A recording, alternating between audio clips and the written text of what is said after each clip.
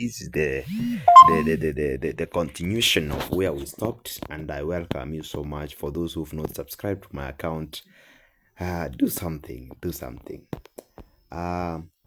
We had done with energy, and now we are diving into work, whereby we are talking about what is work. Then we shall go all the way to what is power. Then we shall go and know finally what's a machine, and we will identify some of the machines that are in physics. So, journey with me. When we talk about work, we say that work is done when a force acts on a body and the body moves in the direction of the force. Work is done when a force acts on a body and the body moves in the direction of the force. So, for work to be done, the applied force must move the body in that direction where it was applied. Then we say that work done is calculated by force by distance moved by object. Work done is calculated by force by distance moved by object. And normally we have the units that measure work. That's Newton meter or joule. And the students know that 1 Newton meter is equal to 1 joule. Then you will know the calculations that are done under work. We can say, for example, calculate the work done by a stone mason lifting a stone of mass 15 kg through a height of 2 meter.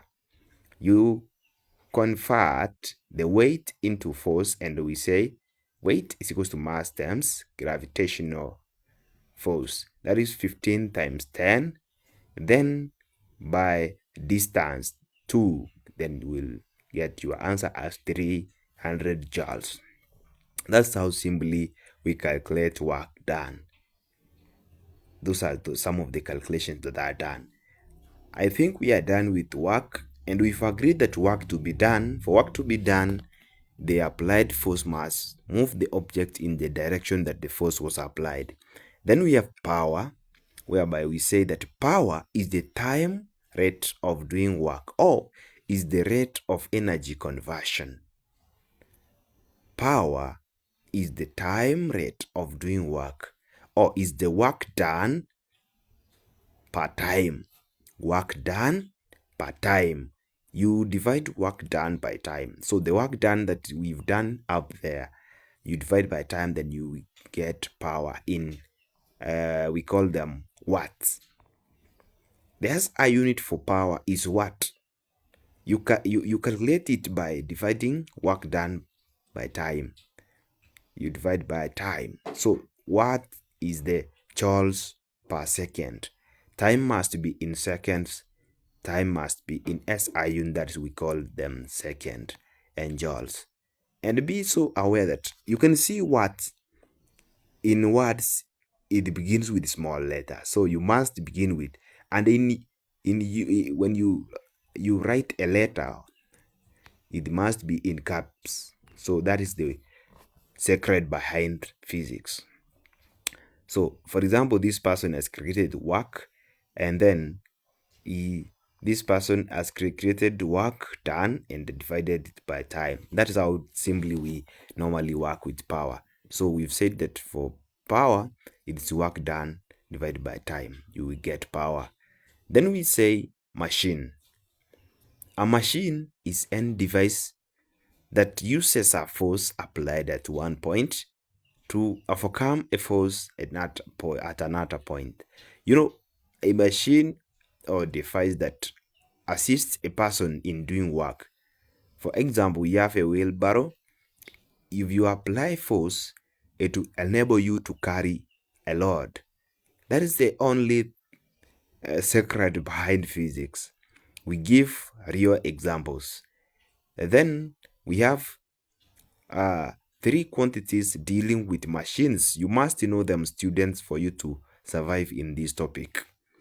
Mechanical advantage. You must know what's mechanical advantage. Or before we know that, we have something we call effort. This is the force applied, and the Lord is the resisting force overcome.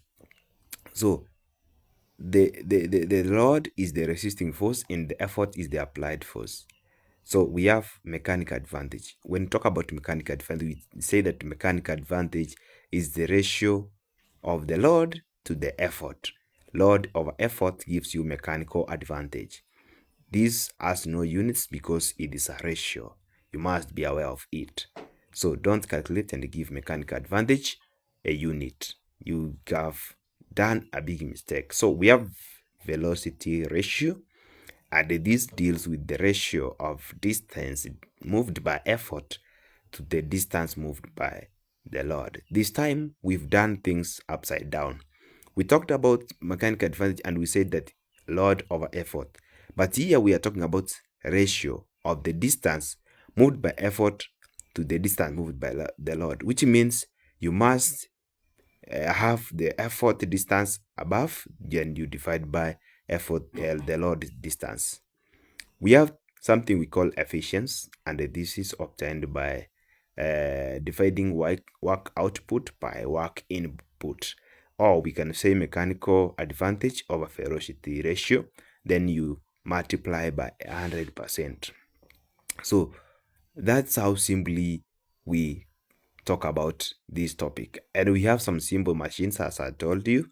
We have levers, we have pulleys, we have some calculations under those machines. We have a wheel and axle, you can see it. We have inclined plane, and we have the screw as well.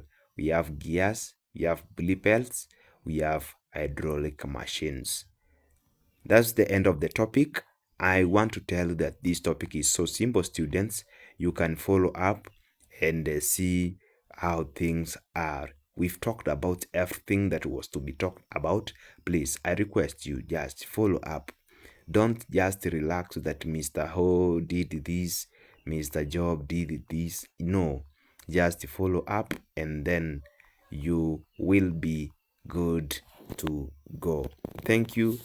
Share, comment, subscribe, and just be free to tell me where I have not done well.